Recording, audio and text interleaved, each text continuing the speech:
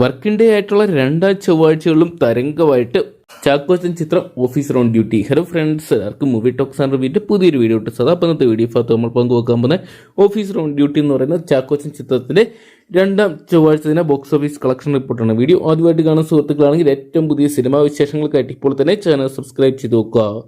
ചാക്കോച്ചൻ, പ്രിയാമണി, ജഗദീഷ് തുടങ്ങിയ കേന്ദ്ര കഥാപാത്രമാക്കി ജിത്തു അഷ്റഫ് ആദ്യമായിട്ട് അണിയിച്ചിരിക്കുന്ന ചിത്രമായിരുന്നു ഓഫീസർ ഓൺ ഡ്യൂട്ടി എന്ന് പറയുന്ന സിനിമ.